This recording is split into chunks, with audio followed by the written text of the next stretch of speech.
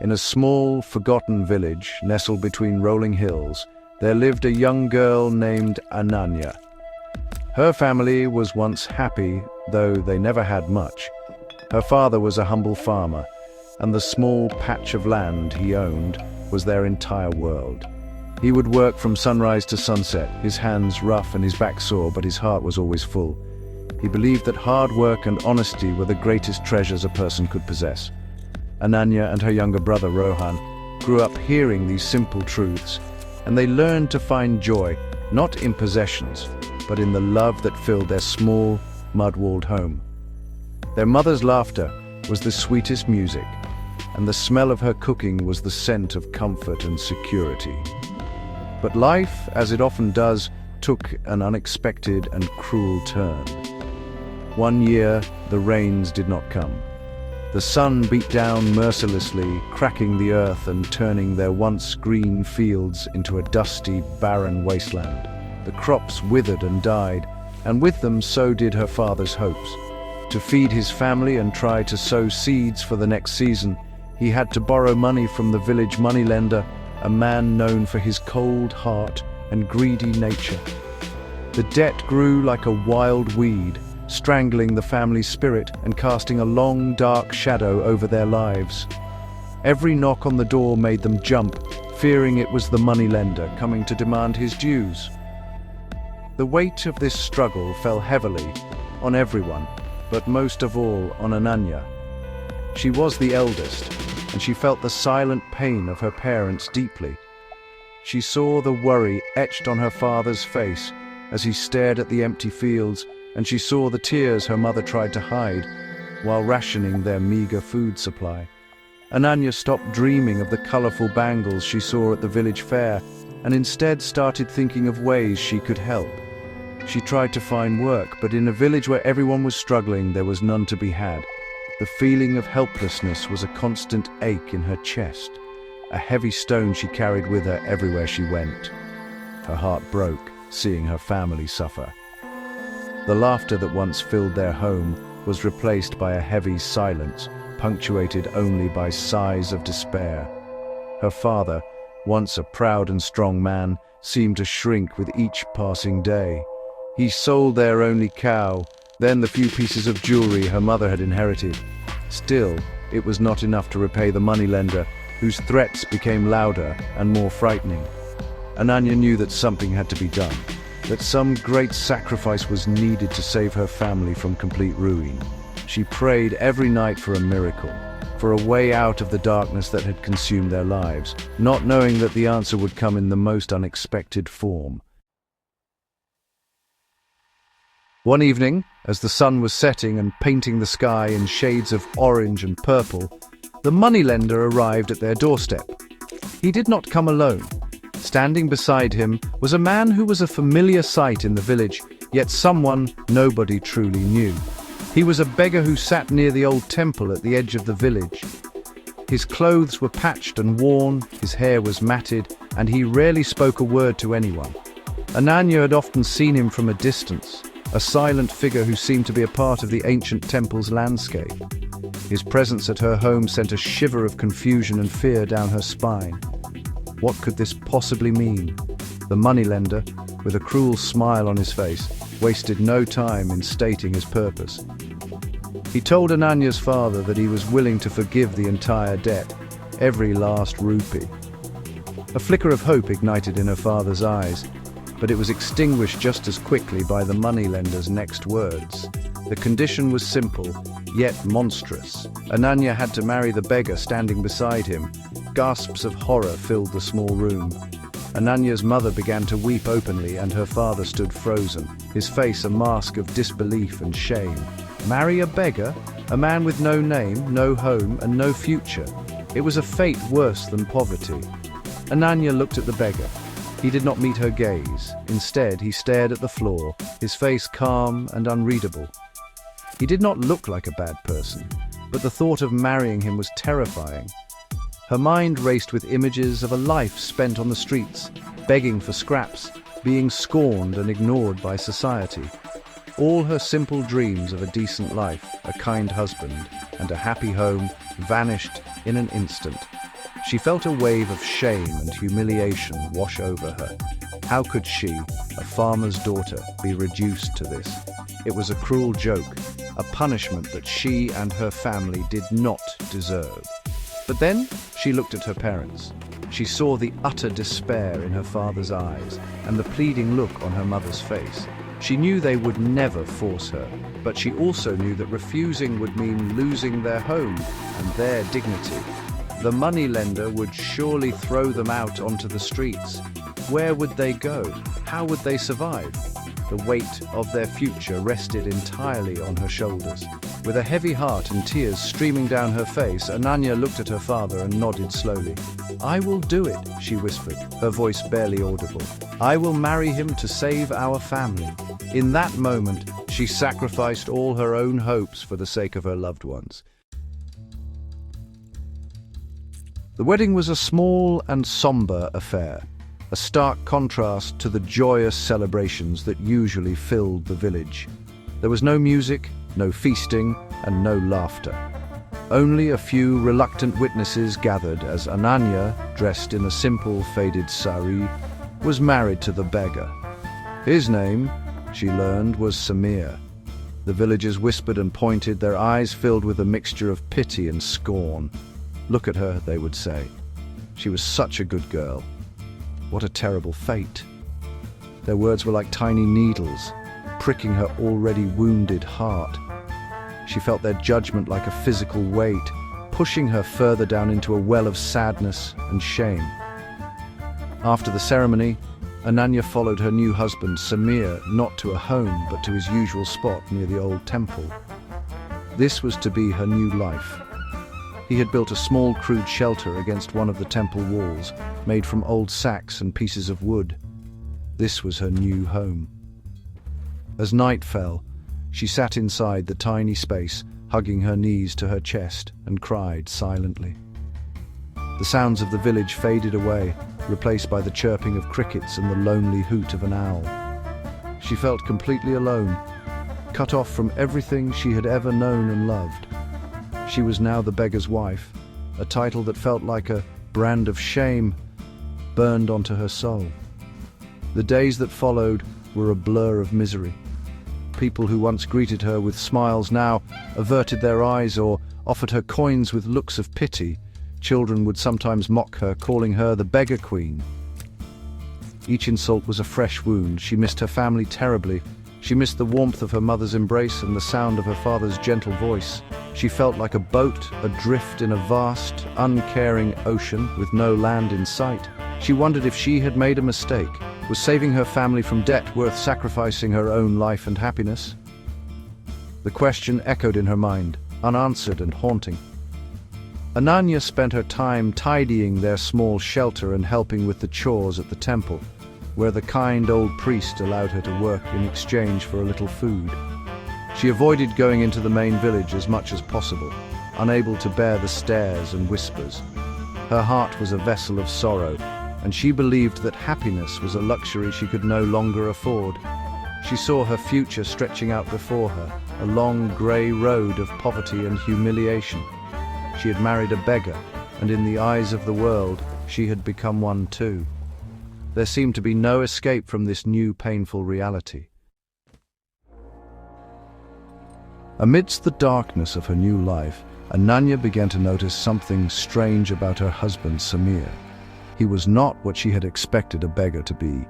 He was incredibly quiet, often sitting for hours in silent contemplation, his eyes fixed on some distant point that only he could see. But his silence was not an empty one. It felt peaceful, almost meditative. He never raised his voice, never made any demands, and never treated her with anything but gentle respect. When people gave them food, he always made sure she ate first, often taking the smaller portion for himself without a word of complaint. His actions were small, but they spoke volumes about his character. She observed him carefully day after day. He treated everyone, from the wealthy merchant to the stray dog, with the same quiet kindness. He would share the little food he had with birds and animals, and he would listen patiently to the troubles of other poor people who sought refuge near the temple.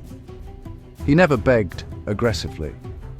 He simply sat with a small bowl, accepting whatever was offered with a silent nod of gratitude. There was a certain dignity in his poverty, a calmness in his demeanor that was completely at odds with his situation. He was a beggar, yet he carried himself with a grace that many rich men lacked. One evening, a group of rowdy young men came to the temple and started mocking Samir. They threw stones near him and called him ugly names. Ananya watched, her heart pounding with fear, expecting him to get angry or fight back. But Samir did nothing. He simply sat there, his expression unchanged, as if their insults were nothing but wind blowing past him. After the men grew tired and left, he calmly picked up the stones they had thrown and placed them in a neat pile at the side. Ananya was stunned. His self-control and patience were unlike anything she had ever seen. He was not weak. He was strong in a way she did not understand. This quiet, respectful man was slowly chipping away at her fear and shame. He never tried to console her with words, but his consistent, gentle actions provided a strange sort of comfort. He gave her space for her sadness, but also created a safe and peaceful environment around her. She began to feel less like a victim and more like an observer of a deep mystery. Who was this man? Why did he behave with such nobility when he had nothing? Her initial feelings of terror and humiliation began to be replaced by a growing sense of curiosity and a flicker of respect for the man she was forced to call her husband. Ananya's curiosity about Samir grew stronger with each passing day. She started paying closer attention to his habits. She noticed that when he thought no one was watching, he would use a stick to write letters in the dust. And these were not random scribbles. They were elegant, well-formed letters in multiple languages. She also saw him reading a tattered piece of newspaper that someone had discarded, his eyes moving across the page with an ease that suggested he was highly educated. A beggar who could read and write so well? It did not make any sense. The mystery surrounding him deepened, and she found herself wanting to know the truth behind his silent existence. One afternoon, the old temple priest, who had always been kind to her, sat down beside her. He had noticed the change in Ananya's demeanor from deep sorrow to quiet contemplation. "You have a good husband, my child," the priest said gently. "He is not what he appears to be." His words surprised Ananya. She asked the priest what he meant. The priest sighed and looked towards Samir, who was meditating under the ancient banyan tree. "He has been coming to this temple for many years," the priest explained. "He is a man who has seen both the pinnacle of success and the depths of despair. Life has been a harsh teacher to him." The priest's words were like a key unlocking a door she never knew existed. He told her snippets of stories he had heard over the years. He spoke of a wealthy businessman from a distant city, a man known for his intelligence, his charity, and his love for literature and art. This man had built schools and hospitals for the poor, and his name was once synonymous with integrity and success. The priest hinted that Samir was this very man, someone who had lost everything. The more the priest spoke, the more Ananya's image of her husband transformed from a simple beggar to a figure of great tragedy and mystery. Ananya's mind was reeling from this revelation. Could it be true? Could the silent man in patched clothes, her husband, be the same person as the great philanthropist the priest described? It seemed impossible, yet it explained so much. His education, his calm dignity, his profound patience. That night, she looked at Samir with new eyes. She no longer saw just a beggar. She saw the ghost of a great man, a fallen king. Her fear and shame were completely replaced by a deep sense of awe and a burning desire to understand his journey. She had to know what had happened to him. What tragedy was so great that it had led him to choose this life? Gathering all her courage one evening as the stars began to appear in the velvet sky, Ananya finally decided to ask Samir about his past. She approached him quietly as he sat gazing at the moon. For the first time, she spoke to him not as a wife bound by a cruel fate, but as a person seeking to understand another. "Who are you?" she asked softly, her voice filled with a genuine curiosity that was free from judgment. "The priest told me things. He said You were once a great man. Please, tell me your story. I want to understand." Samir turned to look at her, and for the first time she saw a flicker of surprise and emotion in his calm eyes. He was silent for a long time, as if weighing her words, perhaps deciding whether to unlock the doors to his painful past. Then he began to speak. His voice was raspy from disuse, but it was clear and steady. He told her that his name was indeed Samir, and he had once been a very wealthy and respected businessman in a large city. He had inherited his father's business and had expanded it with his hard work and sharp mind. He believed in using his wealth for the good of others, building schools and orphanages. He explained that his life had been full of success and admiration. He had a large family and many friends who he thought were loyal to him. However, his greatest weakness was his trusting nature.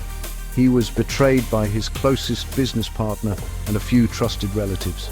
They conspired against him, forging documents and manipulating accounts to steal his entire fortune. In a matter of months, he lost everything: his business, his home, his money. The same people who had once praised him now turned their backs on him, leaving him completely alone and destitute. The betrayal was more painful than the loss of his wealth. He described the immense shock and heartbreak he felt.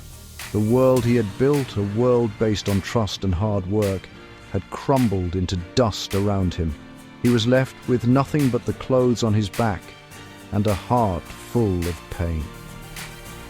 He wandered from place to place, disillusioned with a society that valued money above all else. He saw how people's attitudes changed with his financial status. The betrayal had shattered his faith in the world of wealth and power. Ananya listened to his story without interruption, her heart aching for the pain he must have endured.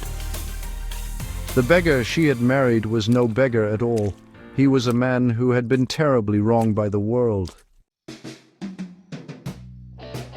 As Samir finished recounting the story of his betrayal, Ananya looked at him with tears in her eyes. "But why?" she asked, her voice trembling slightly. "Why choose this life? You are educated and strong. You could have started again. You could have found a job, built a new life for yourself. Why did you choose to become a beggar, to live with nothing?" She could not comprehend why a man of his capabilities would resign himself to such a fate.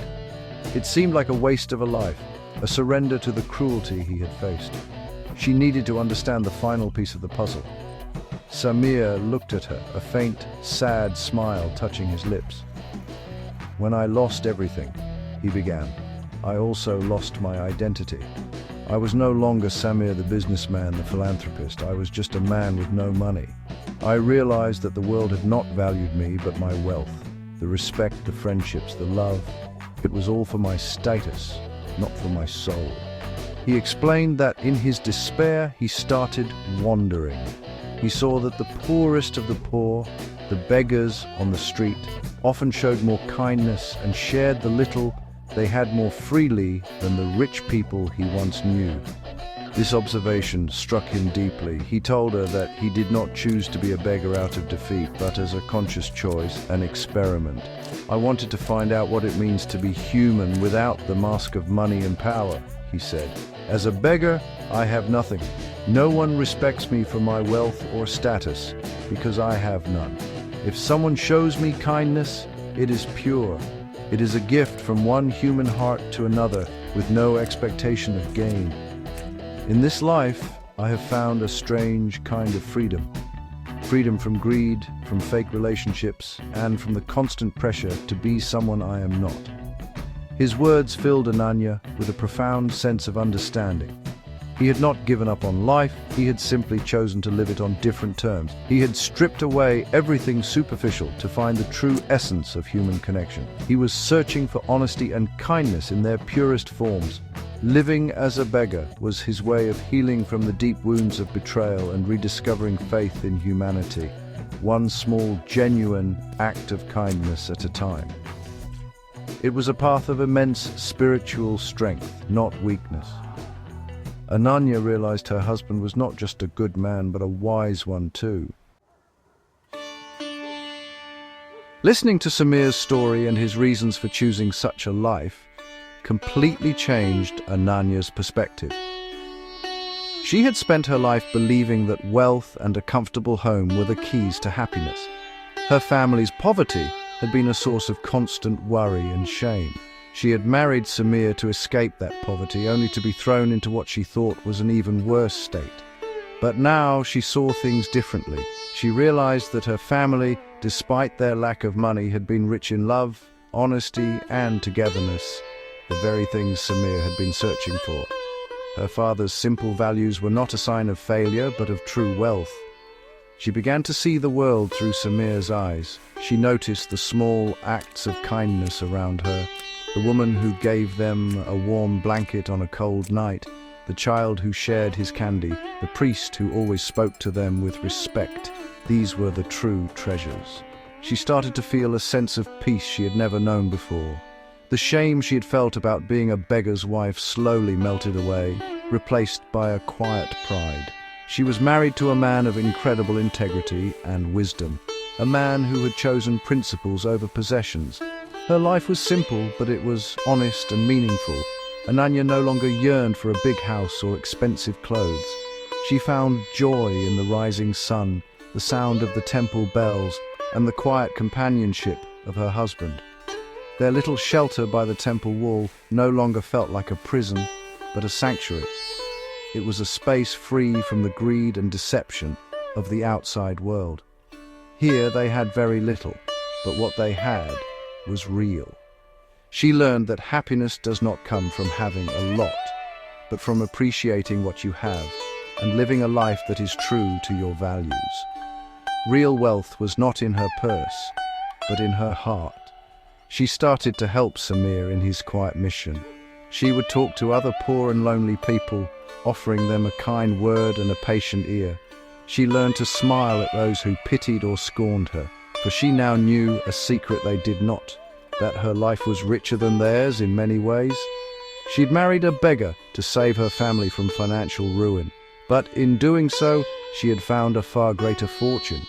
She had discovered the meaning of true happiness, which was not about what you own, but about the person you become and the kindness you share with the world. The story of Ananya and Samir teaches us a very important and timeless lesson.